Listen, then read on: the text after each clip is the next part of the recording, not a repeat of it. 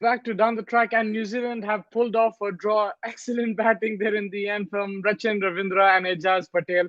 Brilliant the way they survived. Ravindra playing 91 deliveries for his 18, strike rate of 19.78, and Ajaz Patel playing 23 deliveries for his two. I thought India wrapped it up, especially after the Tim Shetty wicket. I thought it was done. 9, 10 overs left. I know it was the light was getting dark, but and the visibility was low, but the way they played was outstanding. So much pressure on a fifth wicket against this Indian spin attack. Yes, India are missing some key players, some five, six big players, but their spin attack was there. This is their best spin attack, and these were their conditions. And to survive like that, outstanding performance. New Zealand are world as champions for a reason, and they've shown that today. I think this will give them a lot of confidence, especially in the World Test Championship and in time to come in the future. In tough conditions, to survive like that against a top class spin attack has been outstanding. And if you look at the whole day, New Zealand have been really good. Yes, we thought at times when the wickets were falling that India will get into this, but the amount of deliveries they consumed, I honestly thought they should go for the target because it was in their reach, but they took another approach and they survived. Tom Latham playing 146 deliveries for his 50. Somerville 110 deliveries. I think his contribution is huge because he came as a night watchman, one down, faced those many deliveries, frustrated India, and this led them to go into that last session. Of course, the last two did amazing, but if Somerville even played half those deliveries, I don't think Ajaz Patel and Ravindra would have survived. Like they'd have to survive 30, 40 overs rather than 10, 15.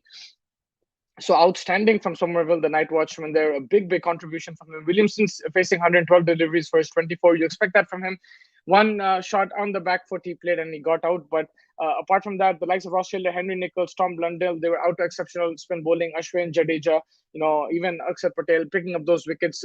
They kept pegging away, but I think that Somerville innings and then the last two pair, they frustrated India completely, and New Zealand played really well. This pitch had to offer. It wasn't the crazy spinning track with fast turn. It was a bit slow the turn, but there was variable bounce. It wasn't easy. Yes, center of the wicket. Sometimes it felt like the front foot defense was easy to play, but it wasn't.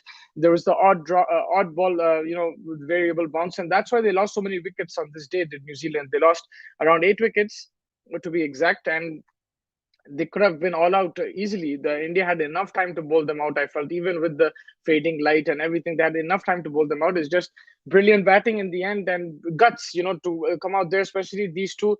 Rachin and Ajaz Patel. Yes, they are of Indian heritage, but I don't think they grew up playing spin. If I'm not mistaken, they played in New Zealand conditions recently, and to come to these conditions and play like that, outstanding. And Rachin on debut, man, what a way to start his Test career. He will remember this forever, and more than his technique, his mental strength will be remembered as well.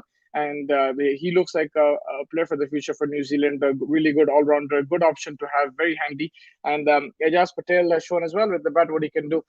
One thing that New Zealand will want to improve in the next test is their spin bowling. Like these guys, if they can actually pick up the wickets. If they pick up wickets, then this Indian team will be under pressure because it's all on Sadi and Jameson right now. In this test match, they had to do all the bulk of the wicket taking. So if the spinners can contribute, then India will be in serious pressure.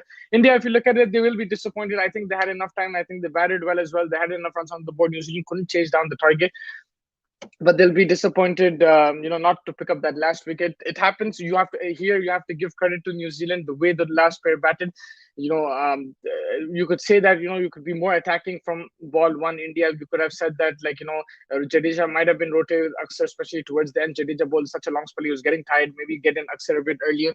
There are a few things you can always improve. Even if you win the game, you could have criticized India, especially their batting as well, the middle order in Rahane and Pujara. But I think overall they would be disappointed. They should have taken that wicket, and this is a massive point for New Zealand in the Test World Test Championship.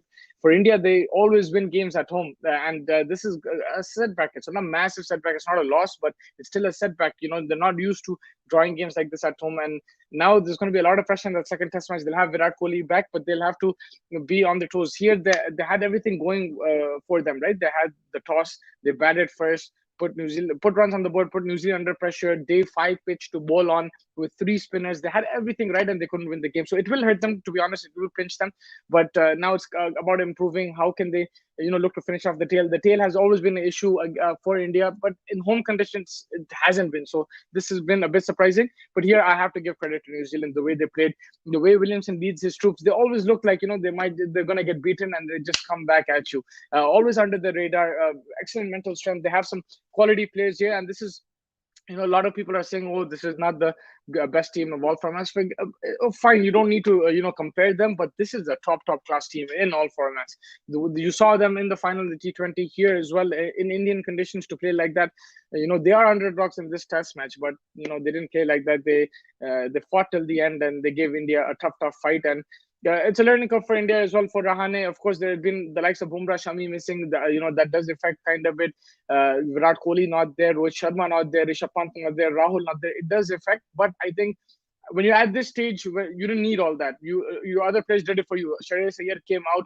He performed. Saha performed with the bat. Aksar also chipped in the first innings. The bowlers chipped in. Second innings, bowlers chipped in. So it's about that one wicket. So you can't really talk about, oh, they missed out on players. And that didn't really affect them. It was just that last partnership which affected them. And it's about working on that, how to clean up the tail, what strategies to use.